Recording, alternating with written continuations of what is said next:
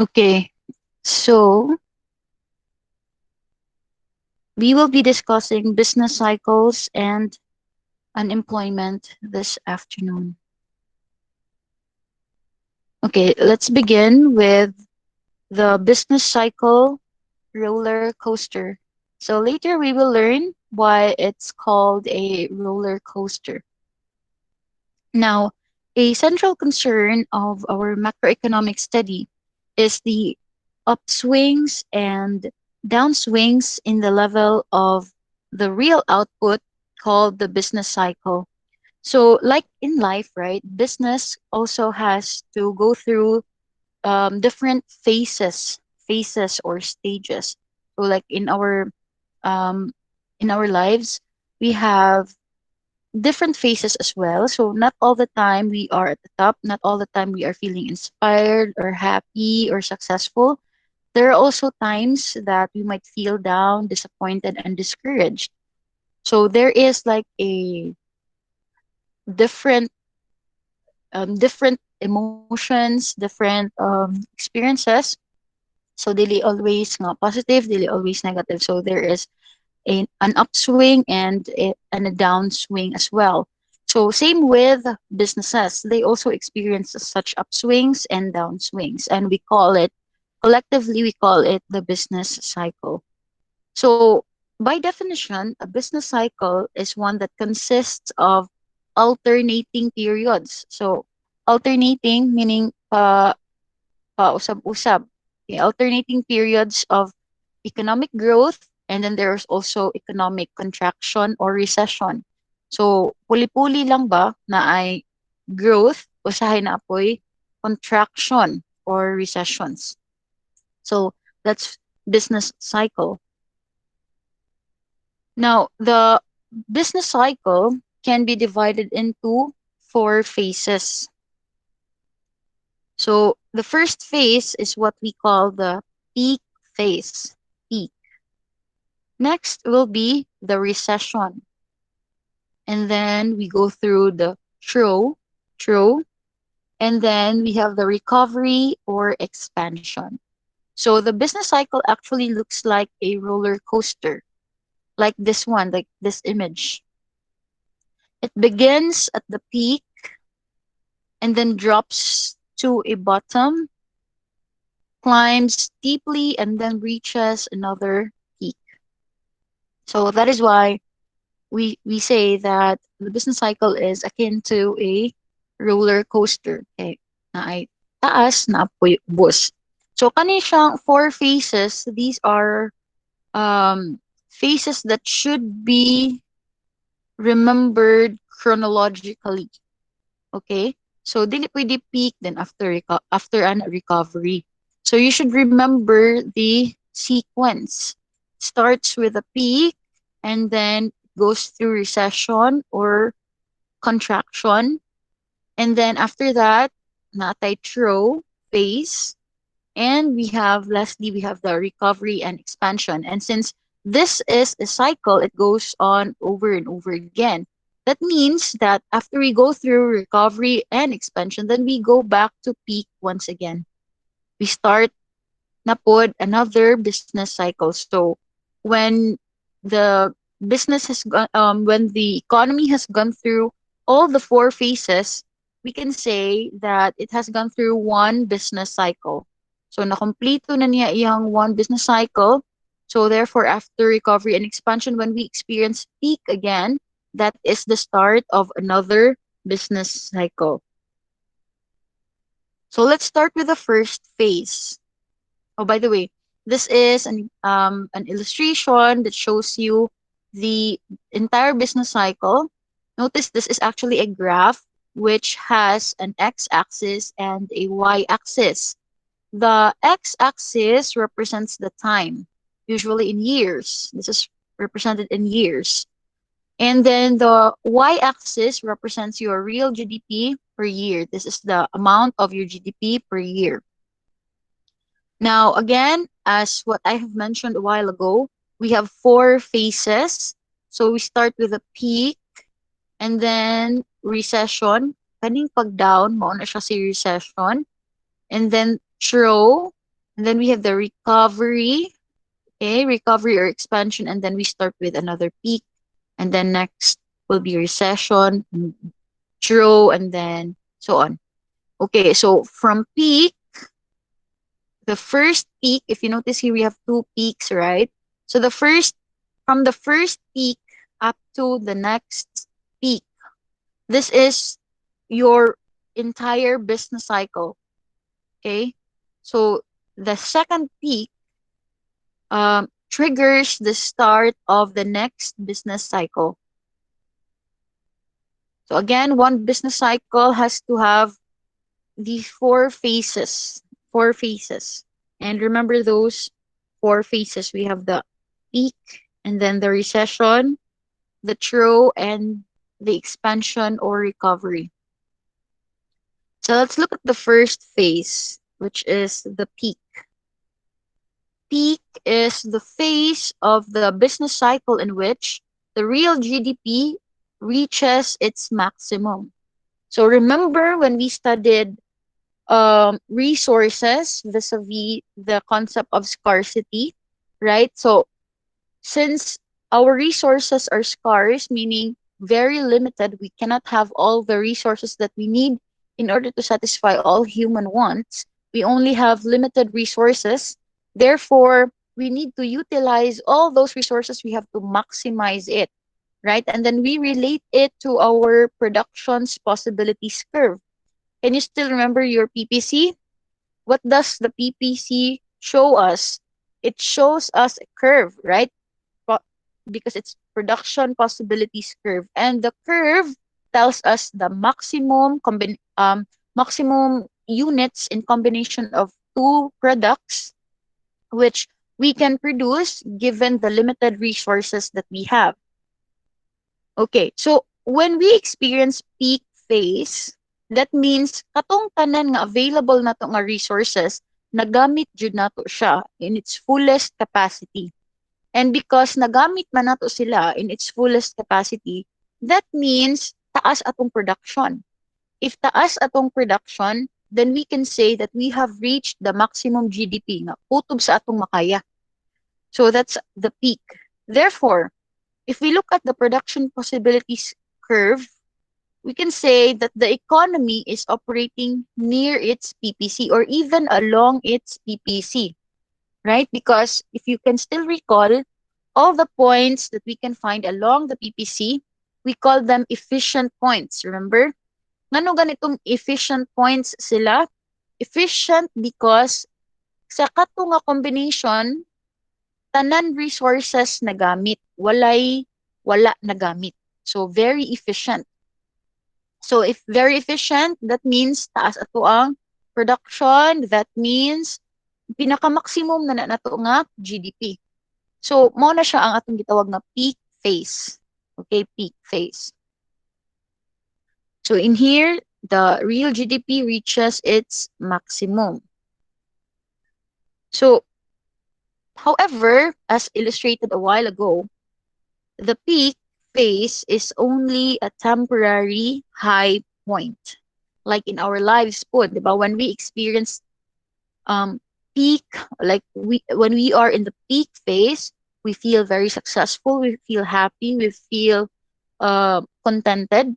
But that feeling is only fleeting. It's temporary. We cannot hold on to that feeling forever. It's not permanent.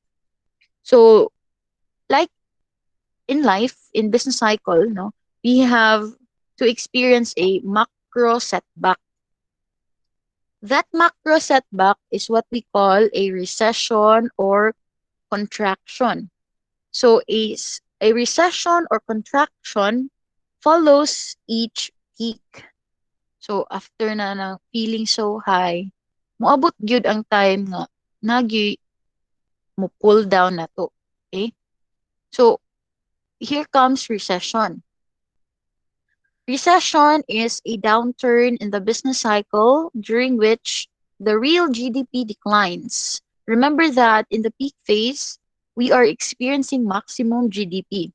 But when we now experience recession, because again, peak phase is only a temporary high point. So magkagamay na pud na. This is what we call recession. And since the GDP declines when we relate it to the components of GDP, right? We have there the labor, the income, and so on. We can assume that unemployment rate will also rise, because if there are recessions, if we are experiencing recessions, um, the businesses will actually experience losses. So if a business experience losses, either it will close down or permanently close its operations, stop its operations. And corollary to that, there will be workers that will be laid off or terminated. So there will be a rise in unemployment, since again the business profits will fall. So the percentage of the workforce without jobs rises. And what happens to our resources? Our resources will be underutilized. So if we look at our PPC during a time of recession, I mean the our position in the PPC, we are actually below the PPC. Unsa ganitong mga points below the PPC? Can you still recall? The points below the PPC are what we call inefficient points, remember? So inefficient points because yes, we are producing something from our limited resources, but we haven't used all the resources available. Inefficient because the production capacity is underutilized. Now, kung naatay ma-experience nga decline, is it necessary nga recession na siya mao na jud ni ang sugod sa recession? Mao na gid ni ang recession? The answer is no. So, as a general rule, recession consists of at least two consecutive quarters. So, dapat the decline that we are experiencing is for at least two consecutive sunod nga quarters. And pila na ka months sa isang quarter? There are 3 months in a quarter. So at least two consecutive quarters, meaning at least 6 months. So dapat at least 6 months ta naka-experience of decline in real GDP. That's when we can say nga we are actually experiencing recession. So if we are experiencing recession, what will now be our position in the PPC? Will it be inwards or outwards? Answer will be inwards. No pa inwards ta pagamay. Leaning towards inefficiency. So we are functioning inside and farther away from our production possibilities curve. Now, one might ask, what is the difference between a recession and depression? I'm sure you've heard both terms. Ang kaning depression di ni siya atong psychological nga depression ha. Economic ni siya. So, recession, economic recession versus economic depression. Now, according to an old saying, a recession is when your neighbor loses his or her job. No, medyo sad, unfortunate event. Your neighbor loses his or her job. That's recession. But a depression is when you also lose your job. So, daghan og affected. Apil na ka. That is depression. So, this one-liner is close to the true distinction between these two concepts. So, if we are to understand, of course, we already understand what is recession, right? This is the phase wherein we are experiencing a decline in GDP. Depression is actually a prolonged and deep recession. So, nasubraan ang recession for a very long time. And we call it depression. So, depression is actually a historical reference. It's just saying, taas na kaayo ang recession. So that one is depression. So ang depression di ay it's just recession, but expressed in the how long or the longevity of the recession. So if the recession is extremely deep and long, then we call it depression. In fact, we have experienced the Great Depression from the years 1929 to 1933. Okay? But as a phase in the business cycle, dili na siya depression ang tawag, but recession. Okay? Next, what is the next phase in our business cycle? We call it the trough. This is the phase of the business cycle in which the real GDP reaches its minimum after falling during a recession, right? So, from the peak, diba, we started with the peak, nata sa maximum, and then we slowly decline. So, the process of declining, that is what we call the recession. When we hit rock bottom, mao na dyan siya ang pinaka-minimum, it bottoms out, then that is what we call the trough. So, kung sa life pa na nato, no, imagine, pag-imagine, i-throwback sa gamay imong life, no? Natoy time nga feeling high kay ka na I'm on the top of the world and you can conquer everything, no? Mao na ang feeling. Happy kay ka, successful. And then suddenly, hinahinay og ka down imuhang motivation, yeah, naka-experience kag mga problems and all. Then, up to such time nga, feel na dyan mo na ano dyan kas pinaka-ubos sa tanang ubos. Wala na ilaing ika-ubos pa ani. Ani nga feeling. So, if we apply that to a business cycle, that is what we call a trough. Now, a trough is actually a bad news and a good news as well. Right? So, it is both bad news and good news. It's bad news because, ganong bad news man siya? Because it's like the bottom of the valley. You are like, naanagid ka sa pinakaubos. Wa na ilaing pag ikaubos pa ana. So, bad news siya because you are at the bottommost part. However, it's also a good news. Why? Because since na naman ka sa pinakaubos, kinaubsan sa tanang kinaubsan, there is no other way to go but up. Right? So, wala naman kay ikaubos pa ana. Wala na dyan kailangan padulungan kundi padung na sa ibabaw. So it is also a foot of the hill. It's the bottom of the valley, but at the same time, it is the foot of the hill. Unsa man nga hill? Hill of improvement and expansion. Okay? So if we apply this to our daily lives, if you feel like you've hit rock bottom, no, you actually have two options. You can either look at it on a negative perspective, nga, super down kay ko, and so on, magmaoy ka. Pwede sad ma-happy ka, nga, ma-excite ka. Nga. Since pinakaubos naman dyan na ko nga na-feel, that means ang mga moabot na ko nga mga circumstances, makalid ni siya na ko into growth and expansion. So you can actually choose which perspective to uh which perspective you will apply in your life. So in business, after a trough will come your expansion or recovery. Okay, so this will be the last phase of your business cycle. An expansion is an upturn in the business cycle. Upturn meaning pa-increase. Upturn in the business cycle during which real GDP rises. So it's like the opposite of recession. Okay, di ba when there is recession, there is a decline in GDP. But in expansion or recovery, there is an increase or upturn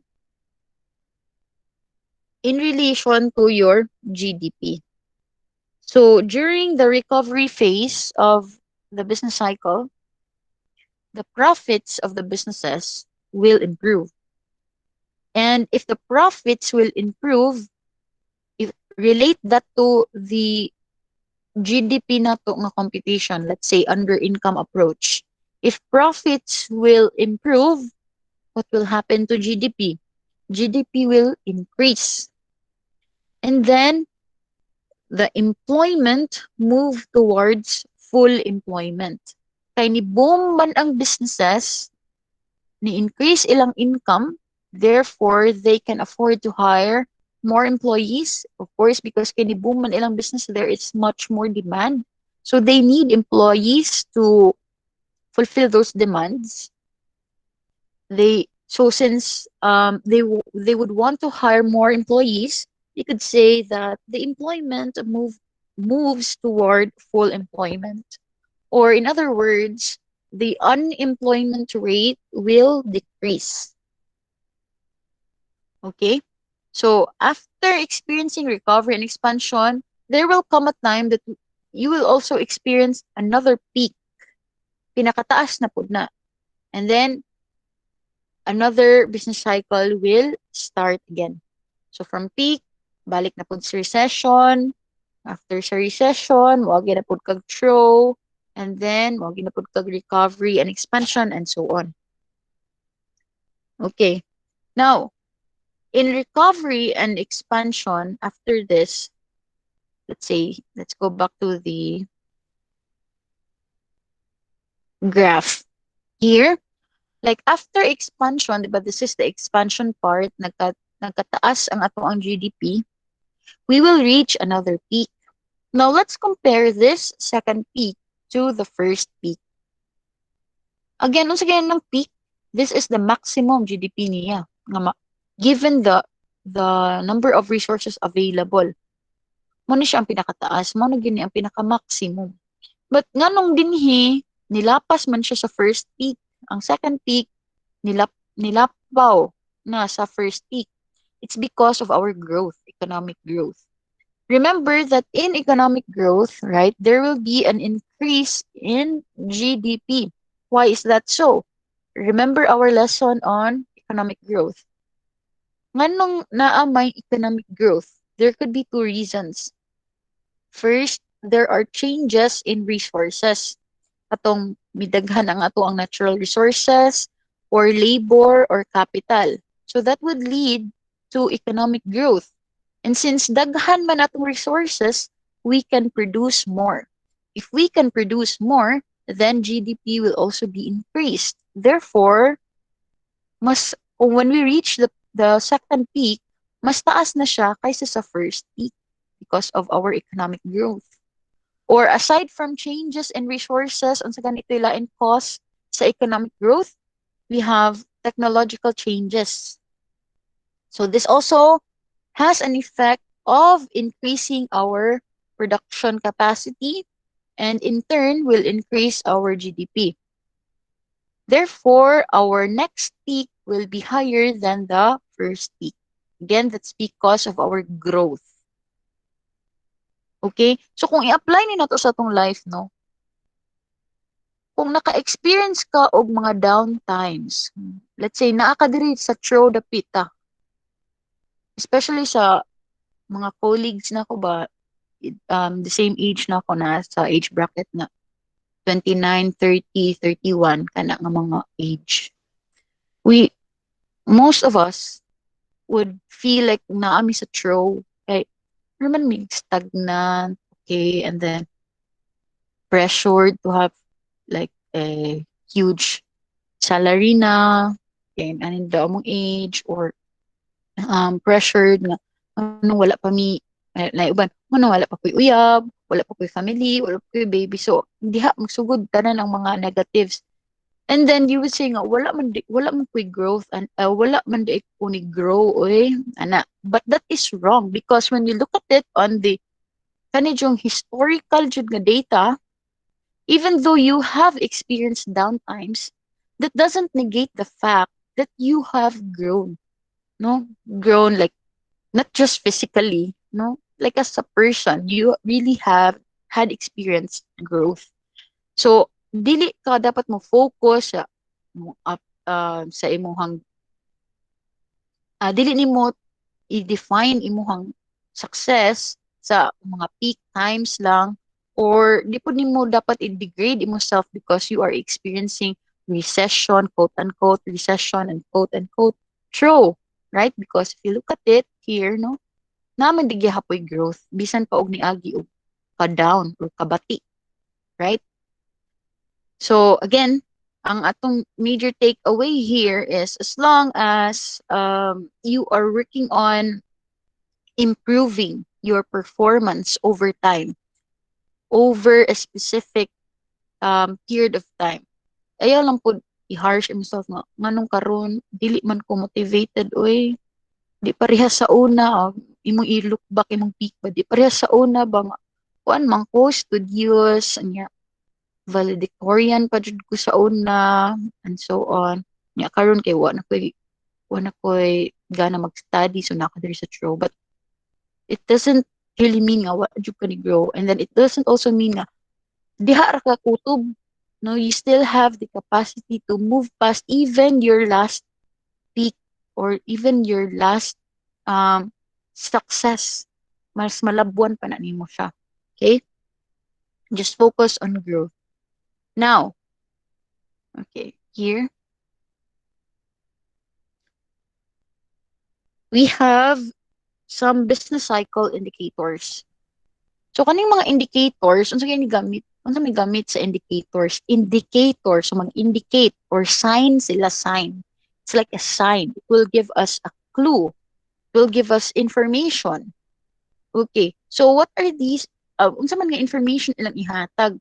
Because these are called business cycle indicators, they will give us the information as to what phase na ta sa business cycle. For example, if you look at the economy right now, unsa man ta nga phase sa business cycle? Are we on the peak phase, on the recession phase, trough phase, or the expansion or recovery phase? So these indicators will help you understand better. So we have leading indicators, coincident indicators, and lagging indicators. Anis lang tulo, it's just like past, present, and future. Past kaning si leading, and then coincident siya si present, and then lagging siya si future. Okay, let's look at each indicators one by one. First, we have the leading indicators. These are variables that change before real GDP changes. So, naghatag na siya nimo og clue, okay, before there is an actual change in our GDP, right? Why do we have to look at this side vis-a-vis the GDP? Because remember when we plotted our business cycle in our graph, we actually used real GDP as the value. No, sa y-axis na to, ang real GDP man to siya. So before there is an actual change in the GDP, the leading indicators will give us a hint. Okay, nag-una ni siya kaysa sa actual change in the real GDP. So these are variables that will change before the real GDP changes. The second set or type of indicators is what we call the coincident indicators.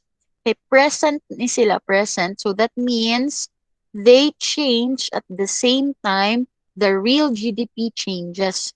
So kung kanus na ay actual change in the GDP, diha pasad mo appear ang ato ang coincident indicators. This is just like an affirmation nga. Kay ni change man ni, mo sad ni ang nitabo. Really affirms nga, sakto gyud. Okay? And then, lagging indicators, malag mo, saan nang lag? Hinay. Slow, sluggish. Kaglag ba na kung utok, miss? Lag kung computer na. So, lagging, dugay. So, kanya siya mga variables, dugay ni abot. Dugay na to makitaan. Kay indicators man ni mga sign man ni, di ba? So, dugay na to na siya makitaan because these are variables that will change only after the real GDP changes. They come after. So, if there is already a change in the real GDP, maabtan pagpila ka kuan na moagi pa ang time before na to sila makitaan. So, mo na siya ato ang mga lagging indicators. That means, before we can see these lagging indicators, we need to have the data on the real GDP. Okay, so these are examples of indicators. So we have leading indicators, we have coincident indicators, and we also have lagging indicators. This list, dili na siya complete. These are mere examples. So you don't need to memorize this. These are just FYIs. So leading indicators, example, the average work week. Let's say there has been a decline in the average work week. So that means nigamay ang workforce. So that will give us a hint. Unsa kahay mahitabo in the future? Unsa kaha if mag-continue ni siya decrease ang mga work week, what will it lead to? Okay, leading indicators. Mga unemployment claims. Kay sa Philippines, we have this so-called unemployment benefits. So if you are being terminated, you can file an unemployment claim sa SSS. So SSS will give you money while wala pa ka na katrabaho. So if there is an increase, let's say if there is an increase in unemployment claims, daghan kayo ni file og unemployment claims, that is actually an indicator that there are many people who are terminated. So that means nitaas ang ato ang unemployment rate. If nitaas ang atong unemployment rate, that means na ay possibility nga mo decrease ang ato ang GDP. If mo padayon ni siya for at least 6 months, then that would help us forecast nga naagi da tayo experience nga recession. Mo nang leading ni siya nga indicators, okay? Then and so on. So we have new consumer goods orders, delayed deliveries, new orders for plant and equipment. So for example, if nitaas ang purchase of PPE, PPE is classified as a resource, right? Under capital. So if there are new orders for property, plant, and equipment, that means that if you can still remember the formula for GDP under the expenditure method, di ba na dito'y letter I for investment. So if ni-increase na siya, that means that nitaas ato ang GDP. So we might be going towards our peak, or if we are experiencing trough now, that would be an indicator nga we will now be experiencing expansion or recovery. The new building permits, kaya kaning building, part man na siya sa capital nga resource, right? And stock prices, money supply, interest rates, consumer expectations. Then we also have these coincident indicators, kamo nibasaan na, and then lagging indicators. Like for example, the unemployment rate, we cannot compute the unemployment rate before if wala pa tayo data. So mo nang lagging indicators siya kay di man nato sila mahibawaan kung wala pa actual data. Right. So if we relate expenditures or spendings, the total spendings and the business cycle, unsa ganing sa business cycle, ngano ganing naay business cycle? Because there are changes in the real GDP. It's either mo increase siya or mo ubos siya. Nya kung mo increase siya, that means base na ata sa recovery or expansion and then padung ta sa peak. Kung mo decrease siya, maybe we are experiencing recession and then finally trough. So, unsa may relationship sa spending or expenditure to the business cycle? Let's relate that through the formula for GDP. Because, di ba kanin hinundong pa mo ani guys? C for consumption. So, yan nga consumption. Personal consumption. And then I for investments. G for government expenditures. X for exports. And then minus M for imports. For example, if the consumers are very optimistic and they want to spend more, so kani C, mo increase na siya, right? Mo increase. If mo increase si C, there is economic growth. Kay mo increase man atong GDP, if mo increase si C, that means mo increase ang GDP. If mo increase atong GDP, we can experience economic growth. And then at the same time, if mo increase si C, 'di ba? Ganahan mo spend ang mga households. Kaning C, personal consumptions man these are these are the consumptions by our households. So that means nitaas ang demand. If nitaas ang demand, then the businesses will be encouraged to expand their businesses to enter into, to buy new capital. So mo increase ilang investments as well. If I will increase, if letter I kaning I nga factor, this is investments. If this will increase, therefore GDP will also increase. If GDP will increase, then that means we are experiencing economic growth. And so on. So if mo increase in government expenditure or if mo increase ang exports as compared to imports, then there will be economic growth. The opposite of that also applies. So if the consumers here, the households, are now pessimistic, they don't want to spend anymore, then the businesses will have to um, either temporarily stop their operations. Okay, gamay naman ang demand. So we can say that the businesses now will experience losses or a decline in their income.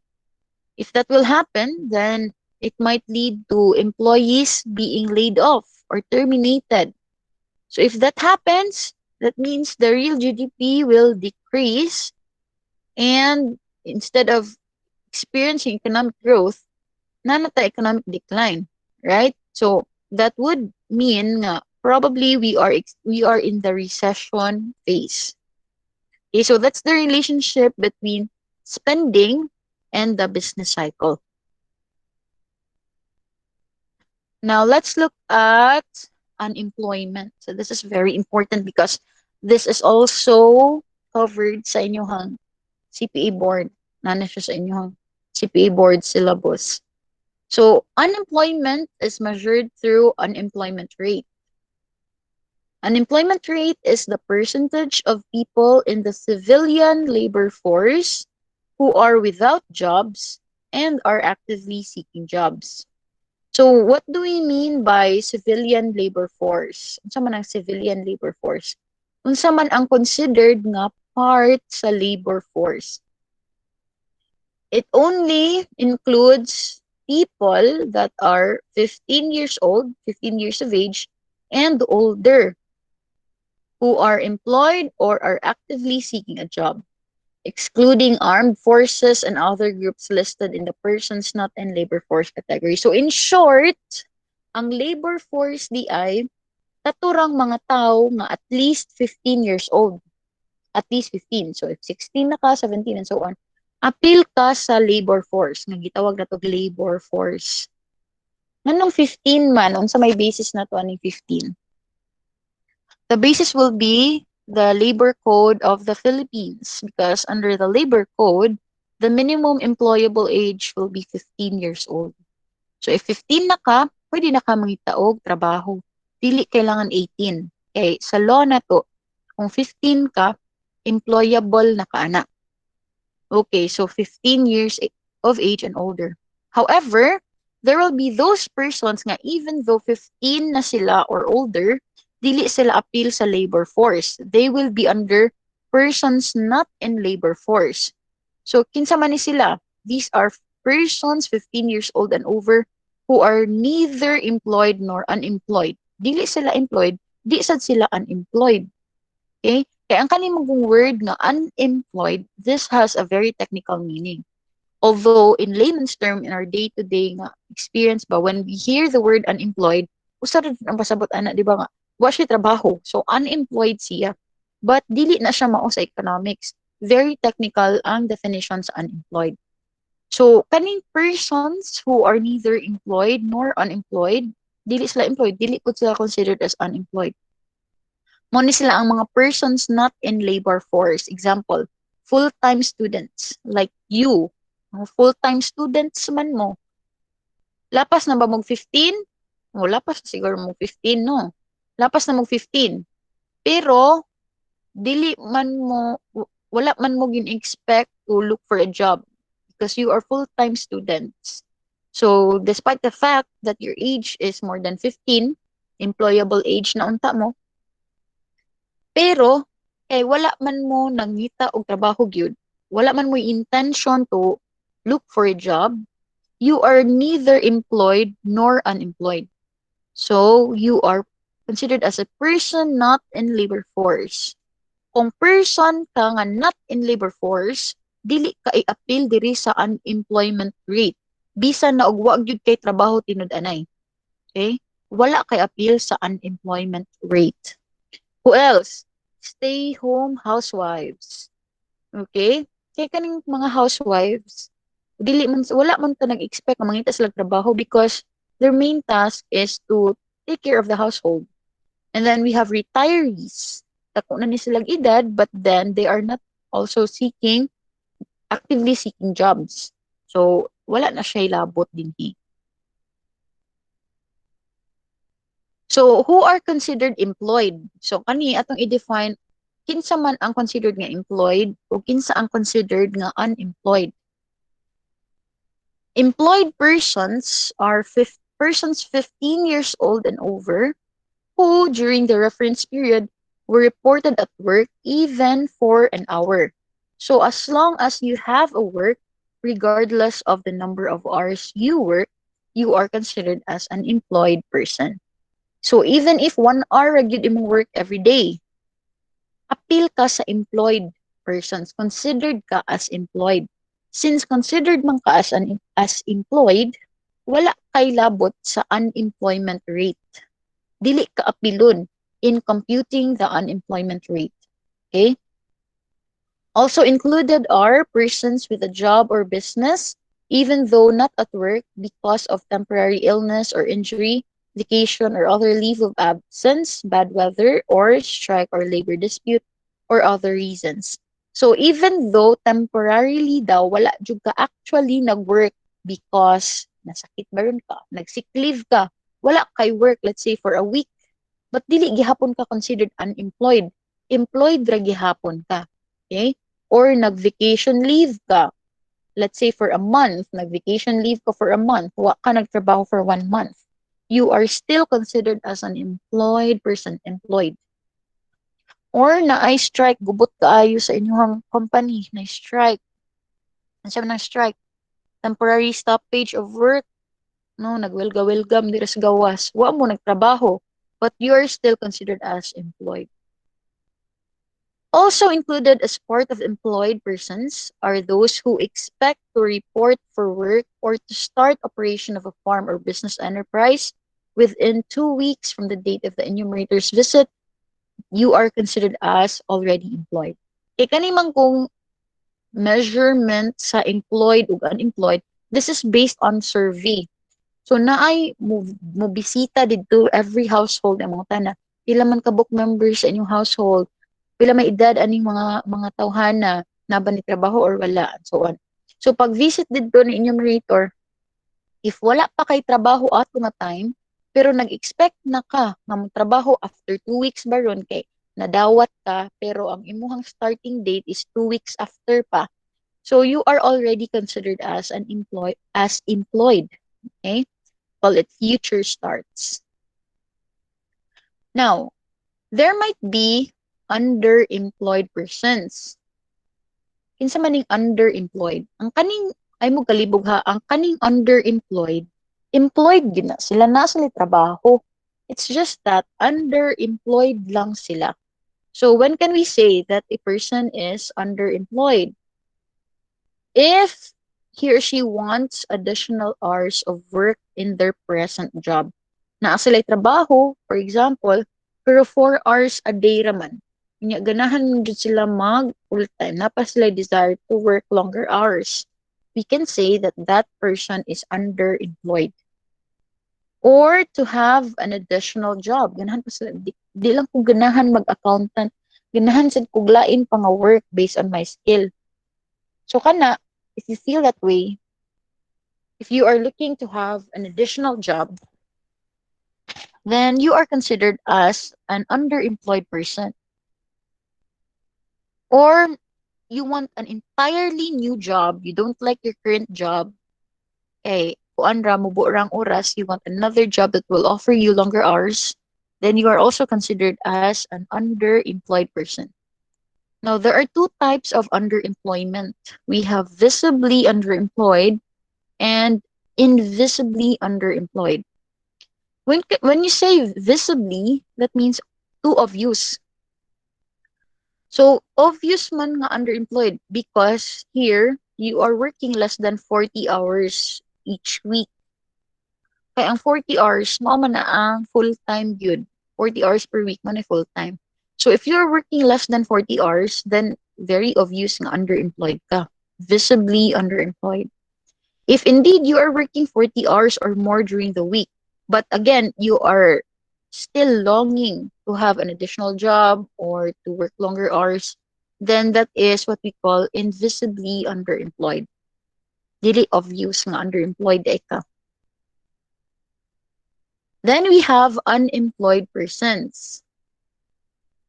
Okay. So at this point, ha kay mga students of economics man mo, do not just define unemployment by saying underemployed, I'm sorry, not underemployed, unemployed.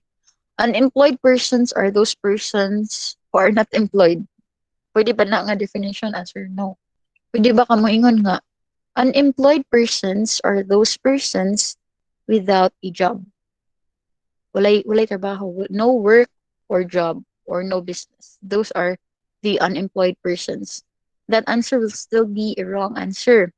Nga naman, kay ang baby, 'di ba? Nabay work ang baby? Wala, 'di ba? So kung may pag definition nimo unemployed nga person na siya without work or job, then pwede di ay nga ang baby considered unemployed. Nga wrong na dayon, no? Kay even though si baby wala siya trabaho, di ba? Wala siya trabaho. Still, he or she is considered a person not in labor force. Kanino mo ganina. So, kung person siya not in labor force, dili siya pwede i-account for as unemployed. So, dapat kompleto jud. At least 15 years old. So, persons 15 years old and over who simultaneously satisfy the following three criteria. So, dapat kaning tulo na agyod, dili pwede makuha nga isa. First, he or she must be without work or had no job or business. Second, kay wa man siya job or business, dapat he is looking or seeking work. Nangita gid siya actively. And currently available for work pod siya. So katong inyong silingan nga tambay, no, chill afra, jud permi. Are those considered unemployed persons? So just look at the three criteria first. Na ba sila trabaho or wala? Answer wala. Second, are they looking, actively looking or seeking work? Kung wala ra jud nagpabuhi ra jud sila. Wala sila planong trabaho. Even if able-bodied sila. So kung no ni ang number 2, dili siya considered as unemployed. Okay? So, tanawa very technical definition. He or she must be actively looking or seeking work and is currently available for work. So, dapat capable po siya. Available po siya for work. Eh, kung naa siya sa hospital, dili pa siya kalihok, pero kastorya siya, what if may sige nga mo magkoy trabaho, uy, ganahan jud kay ko mangita og trabaho. But when you look at that person physically, he is not able to work, di pa siya capable, di pa siya available for work karon, then he is also not considered as unemployed despite the fact that he has no work. Okay? Kaya wala niya na-satisfy ang tulo ka criteria. Example, kaning mga persons who were jobless and available for work unta sila, but did not look for work due to the following valid reasons. They believe that no work is already available. Ang tawag nila kay discouraged unemployed persons. Discouraged na jud wala na jud trabaho for me. Di na ko mo na sila. Then katong na kay temporary illness or disability, therefore hindering you from working. So part na siya diri. Then bad weather, awaiting results of previous job applications, and awaiting for rehire or job recall. Now let's look at the three types of unemployment very briefly. Okay, 7 minutes naman lang. 7 minutes, yeah. Okay, so extend ang tagamay if ever. Okay, so let's look at the three types of unemployment. We have the frictional, structural, and cyclical unemployment. Frictional unemployment, structural unemployment, and cyclical unemployment. First will be frictional. Frictional unemployment is only a temporary unemployment that is caused by the time required of workers to move from one job to another. Example, if you are not anymore happy with your current job and you decided to leave, so hawa na ka, currently wala kay trabaho. You're still actively looking for a job. So this moment, kaning mga days nga wa kay trabaho, but nangita ka og bago nga trabaho ha, that unemployment is called frictional unemployment. This type of unemployment, guys, is not something that we should worry about because it's entirely normal, no? Kung wala kay kung ni-quit ka sa imong trabaho ron, dili man jud expected nga pagkaugma na kailangan nga trabaho. Nam jud tay days nga kailangan para makashift ka from one job to another. So this is only temporary because eventually you will be able to find a new work. This is also called transitional unemployment or search unemployment because you just transition from one job to another or you are searching a new job. So we call this transitional unemployment or search unemployment. Again, this type of unemployment is not a matter of concern. Second type of unemployment will be structural. We call it structural unemployment. This unemployment is caused by a mismatch of the skills of workers out of work and the skills required for existing job opportunities. Here, naadji mga hiring, no nay available job posts. Nya na po'y mga persons nga available for work, nangita og work. Pero ang qualifications nga gipangita dito sa mga employers wala ni match sa skills sa mga persons nga walay trabaho. So there is a mismatch. If there is a mismatch, of course, you cannot force the employers to accept those persons not qualified. Correct? So, even though na ay available unta nga work, but since ang mga unemployed, wala man sila skills to perform the tasks needed for these available jobs, they will remain unemployed. So, kani siya medyo maka-worry na ni nga unemployment, ang kaning structural unemployment. So, unsa may kahay causes nga ng na ay structural unemployment? It could be lack of education. Kuwang kag education, kuwang kag training. Next will be, there are changes in consumer demand. For example, mas daghan na ang ganahan sa product B as compared to product A.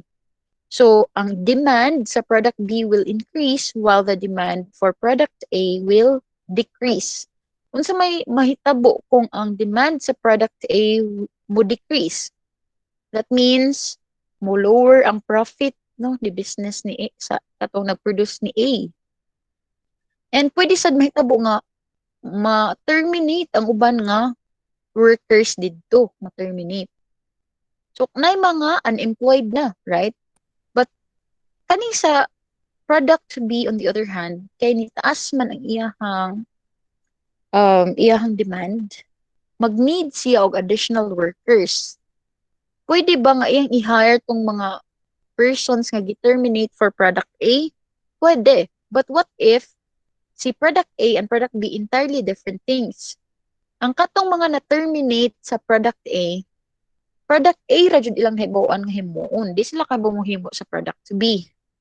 So even though they are available for work, but their skills do not match with the skills required for the job opening, then there will be structural unemployment. Or technological advances. There might be some jobs nga dili na kailangan og human intervention. So gi-fire ka, gi-terminate ka, nya giilisan ka og computer. Ang computer na lang or ang robot na lang ang mo trabaho sa imong trabaho. Okay, so that is also part of structural unemployment.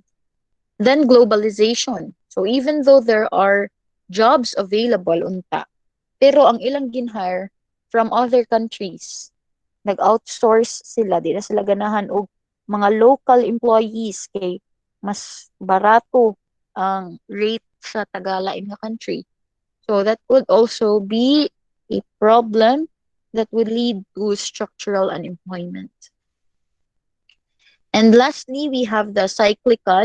This is an unemployment caused by the lack of jobs during a recession. So if we are experiencing a recession, understandably, there will be lots of job posts nga mawagtang. So daghan ng unemployed unya wala jay available nga jobs. Ano siya ang pinaka worst. Okay? Wala naman jay jobs available. Okay, so knowing those types of unemployment, let's answer this. Kani siya man siya si Egor. Kani siya ko kailan niya. Pero niingon si Egor nga, bay, naka-invent ko og wheel. Yan niingon ni siya. But Egor, what about the effect on labor? Right, no? So did the invention of the wheel cause frictional, structural, or cyclical unemployment? What do you think? Anyone who would like to answer? Kung wala, manawag ko ron. Just to answer that one. Um, just a good guess. One. Abigail?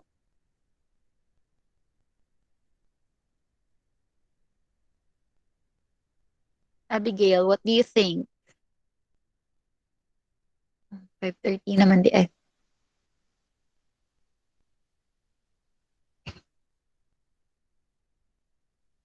Oh, sige, Jessa Nicole raised a hand. Sige, Jess. Good afternoon, yes. I think the invention of the wheel caused structural unemployment because it is considered a technological advancement. Correct. So that's correct, Jessa. Thank you. So this is an example of a an invention that would cause a structural unemployment. Nga naman, imagine na, before na-invent ni Egor ang wheel, if they want to carry something from one place to another, they might want to hire someone to bring the goods with them. Sila na ang mualsa niya, mubalhin ani from one place to another. So kung imanumano nila og kanang og dala, there is a limit as to how much you can carry. For example, kani siya, pila raman iyang madala no padung didto sa lain lugar. Pero because of the invention of the wheel, pwede sila maghimo og tulod-tulod ba or even a cart, no, that would actually increase the capacity of the goods that could be transported from one place to another. So ang trabaho nga mabuhat sa isa ka person sa let's say sa 5 ka person sa una, pwede na trabahoon sa usa ka person because of the aid of the wheel, right? So nay mga wala nay nga trabaho. Muna siya ang example sa structural unemployment because of an introduction of a new technology. And during these times, of course, kaning invention of the wheel, considered man Japan siya as technological advancement, right? Ani nga time. Okay, thank you, Jessa. Very good. Now, here are the measures of labor market performance. Ani nga part, you need to memorize this. Okay? But in our examination, of course, sa yung result shot, ihatag ra nako tanan nga mga variables. All you need to do is to remember the formula. Hindi na ta mo libog-libogon. So labor force participation rate is equal to labor force divided by household population that is 15 years old and over times 100. Times siya 100 kay para mahimo siyang percentage. So ang atong mga answers ani in percentage format. And then we have the employment rate is equal to employed persons divided by labor force times 100. Underemployment rate is equal to underemployed persons divided by employed times 100. Unemployment rate is equal to unemployed persons divided by labor force times 100. Take note that your employment rate, the sum of your employment rate and unemployment rate should be equal to 100. Okay, kung dili siya 100, that means there is something wrong with your computation. Take note also that what you will add to the employment rate should be the unemployment rate, dili kaning underemployment. Kani siyang unemployment. Okay, so this is the data, recent data that is available for kaning Philippines ni siya nga info. If you notice, kaning January, focus lang ta sa unemployment rate karon. Sa January 2020, this is before the lockdown, the unemployment rate is only at 5.3%. However, di ba nag-lockdown ta pag March, right? So, unsa effect ato tanan ay gipang daghan gipang close, wala na nakatrabaho. So, understandably, pagka April 2020, the unemployment rate went up to 17.6. Dako siya increase no from 5.3. Pag July, you can still recall nga hinay-hinay nag-open na balik ang uban nga mga businesses but only 50% capacity and so on. So mo tong nakabalik ang uban work. So ni-decrease gamay. But still taas siya gihapon no 10%. Pagka October, medyo mas active na ta no, makagawas-gawas na ta. Mas daghan na ang nakatrabaho balik. So from 10% it went down to 8.7. Until ang last na data na to from January 2021, the unemployment rate remained at 8.7%. This is still something to worry about. All right. So for next week, since next week will be your midterms week, ang akong coverage is atong tanan nga akong na-discuss. And then to be also fair with you, there will be no surprise questions. Okay, so kung unsa akong giyaw-yaw, more sa dako ang ipagawas kay unfair man pud if tagaan ta mo og wala na ko na hisgot. Okay, so your exam will be available Wednesday next week. However, you have until Sunday to answer your midterm exams. Okay? Para pod fair on your part. Basin ini kung Wednesday pod akong deadline, basin ini Wednesday makabuang inyong internet or ay power problems nag kuan ba yun mo nag brown out and so on. So you have until Sunday. Just make sure to take the exam before the end of Sunday, right? So it will be available in Canvas. It will be available in Canvas Wednesday morning, and then you can answer it until you have until Sunday night, right? Okay, and I will also be sending the link to my recording this afternoon after this call. Kung ma-available na ang link. Or maybe tonight. Kaya usay, dugay man maabot ang link of for the recording good. Right? So, before we end our call, please turn on your cameras so I could check your attendance.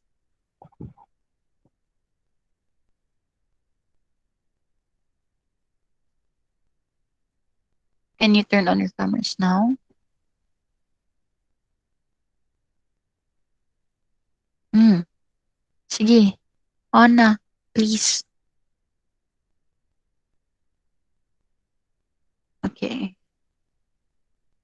Sige, taking a screenshot in 3, 2, 1. Smile, everyone. Okay, thank you so much. Glad to see you happy and safe. Thank you for attending the class and good luck sa inyong exams next week. If you have lots of exams, kayaran na ninyo, okay? Sige, thank you and enjoy the rest of your day. Bye. Thank you, Miss. Thank you, Thank Miss. you. Thank you, miss. Thank you.